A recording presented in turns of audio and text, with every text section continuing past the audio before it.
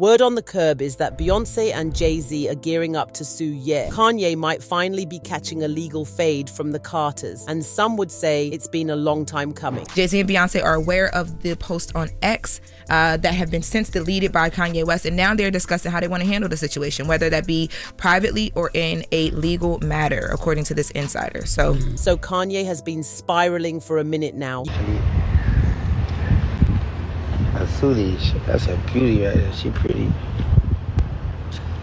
Really going through right now, but this time he really crossed the line. If you missed it, Ye went on social media and posted a vile, downright disgusting rant targeting Jay and Bey's kids. Not just shady subs about the adults, he came for the twins, y'all, and it was bad. Now listen, we know Kanye been acting unhinged. That's not new. His brain been in another dimension for a while, but even in his messiness, this was low, like basement level low, and sources tell that Beyonce and Jay are done playing nice. They're seriously considering taking legal action. Allegedly, they already got their legal team on speed dial, probably had Alex Spiro on a three-way call before Kanye even hit delete on the tweet. The insider claims the Carters found the attack shocking, vulgar, and they will not be letting it slide. And let's be real, they're not the type to respond to mess. So if they're taking it legal, that means they're really over it. So what did Kanye even say? Well, to keep it nice, he questioned the twins' mental abilities and made comments that came off as ableist and then brought up Bey's past surrogacy rumors, like he forgot half his kids were born via surrogate too. And yes, the post was deleted, but not before screenshots made it to every blog, every chat. Then he reposted it in the middle of the night like it was cute. And when finally took it down again, he claimed it wasn't because he felt bad, but because he was scared his Twitter might get shut down. Now allegedly, reps for Kanye, Bey or Jay didn't comment on the story, but we know Kanye's current team ain't exactly credible. Like, is Milo Yiannopoulos still representing him? Because that man is more known for drama than damage control. So it's giving no real support system, just chaos. But wait, Kimmy K also reportedly slid into this drama, saying she's disgusted too. Of course she is. Kanye's been wilding for years, but now that he's coming for kids, even Kim is like, no, I'm out. And yes, she's probably using this as a PR moment to get back in Queen Bey's good graces. Can't even be mad at the hustle. And listen, y'all, this whole thing is deeper than just one post. Remember when Beyonce's fam started actually hanging around Kim after her divorce? Yeah, it's becoming clearer by the day that it was Kanye that kept Kim on the outside. Now that he's gone, Kim and Bey's circle are playing nice. Interesting, right? Anyway, let's talk about legal team. Based on California law, and which matters because that's likely where this all went down, the Carters do have some options. They could potentially sue Kanye for defamation, especially since the kids are minors. And yes, it's harder for public figures to win defamation suits, but Rumi and Sir are private individuals. That's a whole different ballgame. They could also go the intentional infliction of emotional distress route. That basically means Kanye purposely said disturbing stuff to cause harm, and considering he admitted wanted to upset people, that's kind of an open and shut situation. Oh, and don't forget cyberbullying laws. California don't play about that either. If you're targeting minors, especially with hateful or ableist language, it can get real messy real fast. And yes, this man literally said his mission was to hurt feelings. Like, sir, you're making it easy. So yeah, we might be seeing Kanye in court again soon, but not for unpaid fashion deals or broken contracts. This time, it's because he allegedly dragged some very powerful people's kids. And baby, the Carters don't do mess. They don't fight online, they fight in court. After the whispers of Bey and Jay looking into legal options, Ye hopped back on X and dropped what seemed as an apology at first. He tweeted, "I'm sorry, Jay-Z, I be feeling bad about my tweet, but I still feel I gave my life to this industry and thought so many people were my family. But when I needed family on some real